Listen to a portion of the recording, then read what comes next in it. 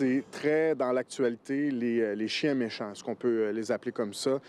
Il y a certains conseils peut-être qu'on peut suivre? Oui, tout à fait. Il y a près de 450 morsures qui ont lieu à chaque jour au Québec, donc 164 000 morsures là, par année. Alors, nous, ce qu'on veut faire aujourd'hui, c'est d'abord et avant tout vraiment prévenir au niveau des morsures, point. Donc, pas repartir le débat au niveau des races, les chiens dangereux, tout ça. Donc, vraiment que les gens, sans nécessairement se méfier d'une race en particulier, soient méfiants envers tous les animaux parce qu'ils ont tous le potentiel de mordre. Alors, en fait, ce qu'on voulait vous mentionner aujourd'hui, c'est un peu plus les signes à reconnaître en présence d'un chien qui pourrait mordre. OK. Alors là, on a une petite pancarte qui fait un petit peu enfantin parce que Oui, c'est ce qu'on oui, utilise oui. dans les écoles, mais ça démontre quand même clairement des signes qu'on peut reconnaître là, physiques sur un chien. Et le chien, on voit qu'il est en position, là, tout est par en avant. Hein. On voit qu'il est très ferme sur ses pattes de devant, le corps penche un peu vers l'avant. On voit la queue qui est très droite, donc elle n'est pas cachée entre les jambes, par exemple. Les oreilles également sont très droites. On voit souvent parfois un peu là, la truffe qui est un peu retroussée. Évidemment, parfois, l'animal va grogner. Et un autre indice, c'est que souvent, on va voir là, tout le long de la colonne, là, si Oui. c'est un chien à poil court, que le poil va se redresser.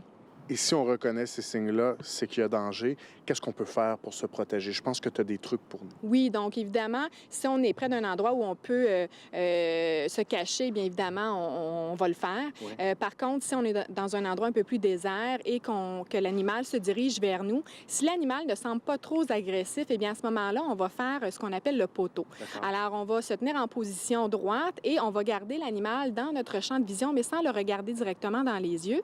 Et puis, on va protéger nos parties génitales. Alors, et puis à ce moment-là, l'animal risque de venir nous renifler, nous sentir, mais si on bouge pas, si on crie pas, on lui donne pas de stimuli, alors à ce moment-là, il va simplement se désintéresser et quitter. Si l'animal nous attaque, alors à ce moment-là, si on n'a pas d'endroit où on peut vraiment aller se cacher en sécurité, Oui. eh bien à ce moment-là, ce qu'on suggère aux gens, c'est de faire la roche. Et quand on parle de roche, c'est qu'on laisse le moins d'espace possible. Est-ce que c'est ça? Exactement. Donc, la roche, c'est qu'on va se recroqueviller en petites boules et puis Oui. vraiment, on va protéger nos organes vitaux et le cou.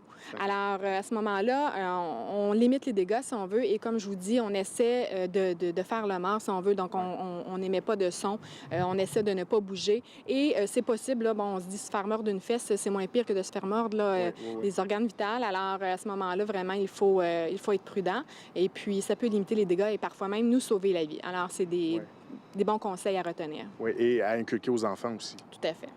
Coup de cœur de cette semaine, maintenant, il y en a plusieurs dizaines, on peut dire ça. Exactement. Donc là, c'est le temps des chatons.